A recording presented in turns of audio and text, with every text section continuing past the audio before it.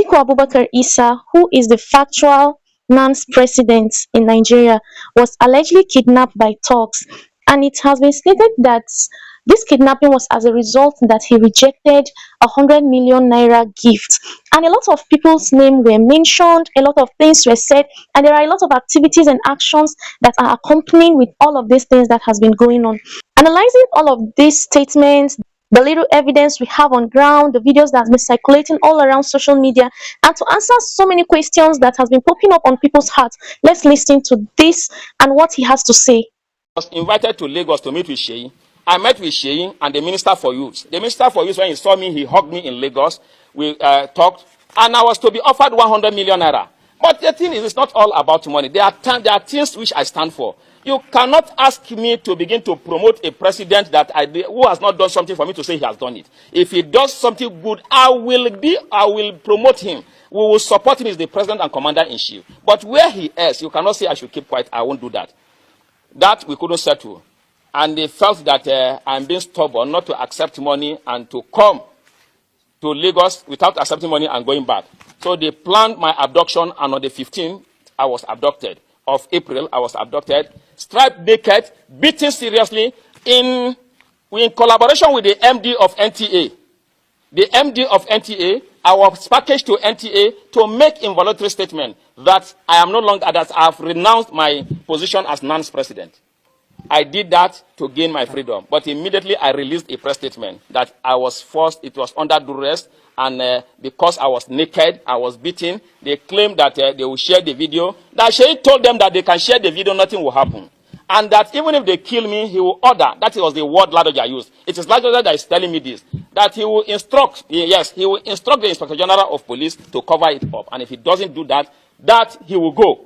So I now asked, even this morning when somebody was telling me that, you know who Seyi is? I say, yes, Seyi is an ordinary citizen like myself. He's not occupying any official position. I told them yesterday, I made it clear, that even if I'm coming to this hall and I'll be shot, I'll still come to this hall. At the end, today, the inauguration is concluded and I'm the NANS president. I want Nigerians to know what has happened and that we are not going to give up and that Seyi can do anything he wants to do. He's already in this hotel. This inauguration wouldn't have held. You can see the organization is not correct. See the way the things was hardly done. I told the MC, quickly start. Don't do no protocol. Do the inauguration as long as though they will be arresting or killing the NANS president now, who controls over 40 million Aluta forces. So I want to, for the want of time, I don't want to take much of our time, but I have told you in brief. I want to say, finally, that Seyi Tinubu is a very bad example to the Nigerian youths. And the worst thing that will happen to Nigeria will be for Seyi Tinubu to become the governor of Lagos State. He has no shame, he has no character. I have been struck naked. He has my video in his phone. If we are in a country where things work, they are supposed to trace that in his phone, and he should be prosecuted. I do not know if what he wants to do with my naked video in his phone. It is also in the phone of the senior special assistant to the president on student affairs. The secretary, while we went to submit a letter to the Minister of Defense, the essay to the Minister of Defense told him that he saw my naked video while they were beating me. That is also in his own phone. This is the country that we are, but they are making a mistake with the wrong person. The honest solution to this is for them to do the right thing, or they should quickly terminate my life. I thank you very much for listening, Your Excellency. So some of the names that were mentioned is the Minister of Youth, and he was about to be offered 100 million naira by someone who no one knows who the person is. The name of the person was not mentioned from the video. And then he went further to say that this money they were about offering him was for him to support President Bola Ahmed Tinubu, and also to project that President Bola Ahmed Tinubu is the best president Nigeria has ever had in her history, which he declined. Looking at what Nigeria is going through, and according to his statement on the video we just finished going through now, you will agree with me that Nigerians are suffering. Nigerians at the grassroots cannot even afford 2 good square meals, not to even talk more of 3 and in-betweens. People can no longer send their children to good schools to acquire quality education. The rate of crime has increased. The rate of stealing, Yahoo has increased, and a lot of crime is on the high rate. We do a lot of things and go scot-free with no one to be accountable to. Looking at what is going on, you will agree with me that truly Nigerians are going through hell. He also stated that he was taken to the NTA. He was forced to make a statement stating that he denounces his emergence as the NANS president. And then thereafter, he made another public appearance on the social media and made another video stating that he made those videos because he was under duress, he was beaten, he was stripped naked and beaten and was under duress and was forced to do that. All of these were from the president's son, Seyi Tinubu. And this video he made a second video to debunk the first one, saying that it was under duress, which videos, pictures were flying all around social media days back, showcasing that yes, he was beaten. This was enough evidence to show that this is what happened. And he went further to say that they naked him and made a video of him naked, threatening that if he doesn't dance to their tune, they will release his nude pictures online. And you know what that means. Again, another name he mentioned was Lagbaja. If he releases the videos and he tries anything funny, Lagbaja said he will order the commissioner of police to buy him, and once he buy him, nothing is going to happen. No one will ask questions, no traces will be made. According to him, he said, Lagbaja said, and no one knows who this Lagbaja is. But come to think of it, this Lagbaja of a guy, how comes he has so much information at his disposal? How come he says a lot of things about Seyi Ahmed Tinubu? How comes he's getting some detailed information and yet he still disclose them to the NANS president? Something fishy is going on under the carpet, but we'll get to find out soon. He also went ahead to mention that the SA to the President on Student Affairs has his naked videos. Again, the SA, that's the Special Assistant to the Minister of Defense, also has this video. This is to say that they are waiting for an order from the President's son in order to release it online. I don't know what they're trying to gain by doing this. I don't know their aim. I don't know their intentions. But this would be to his advantage. Because if his nude pictures or videos emerge social media, this would prove to the crowd that yes, all the allegations he has alleged on Seyi Tinubu are true, because he made the video on NTA under duress. It was not from his own intention. He was not in the right frame of mind when he made those statements and made this video. He was forced to do that. Now, another shocking thing happened a few days back. Tunde Ednut posted on his social media handle that 71.2 billion that was supposed to be for students, this money was meant to benefit students, has been diverted. By who and to where? Could this be part of the reasons why Seyi Tinubu is fighting the NANS president? All of a sudden, Seyi Tinubu is interested in the NANS. All of a sudden, there is a presentation of 100 million to the NANS president. All of a sudden, there is an abduction, there is beating, there is threat. He has to make video under duress. And now, the picture is beginning to get clearer and to make more sense. Where is the 71.2 billion naira? How was it diverted? By who to where? These are much more questions has been popping up on people's hearts.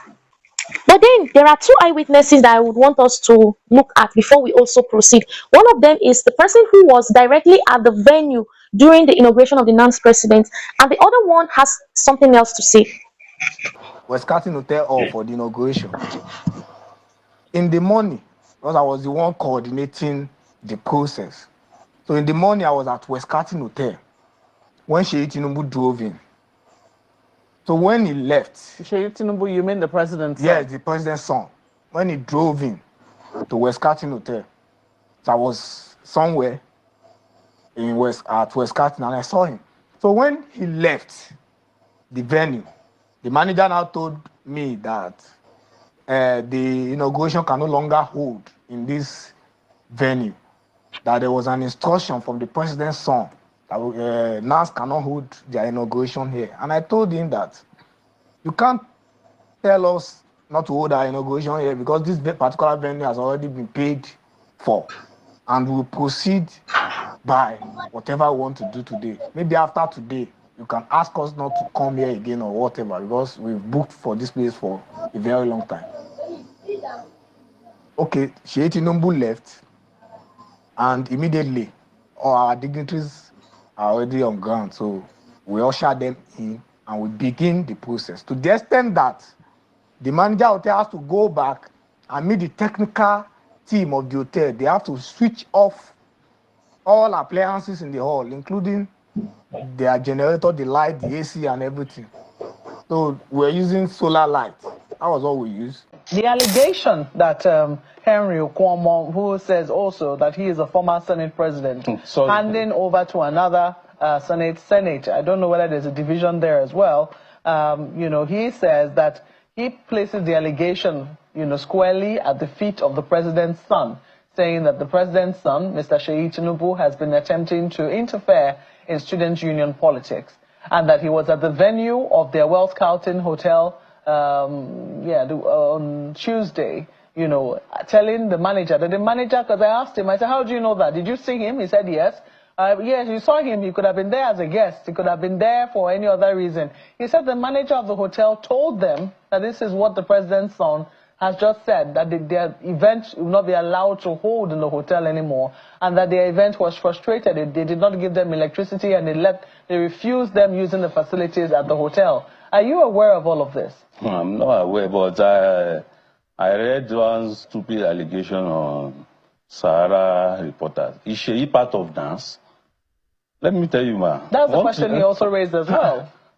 This country, I think we the youth, we have one problem. Seyi is the only president of son we have in this country that is trying to bring himself so low, mingle among youth. We've had several presidents. Some of us don't even know their sons or their daughters' name. But Seyi, whenever he sees students, he sees youth. Some of us watch him online. I think there was a time I was after my election. I traveled to Kano because we lost one of our comrades during the Ramadan.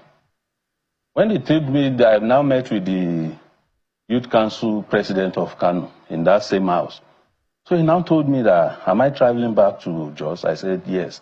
He said, I wish I can stay till evening. That there's this Ramadan fasting, breaking fasting, that Seyi is doing around the north. I attended that program. I was overwhelmed. This is a president's term among people, youth, gisting, telling them, eating with them. So from the first eyewitness, you can see how he talked about there was a distraction rather, that talks were brought to distract people, people were beating, and then there is also a proof that Seyi Ahmed Tinubu was in the venue.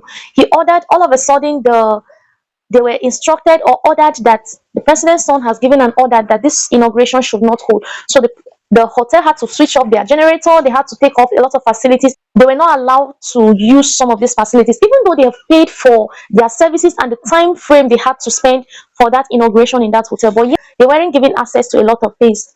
So the dots are beginning to connect and senses are beginning to come out from some of these scenarios, some of these things that are said.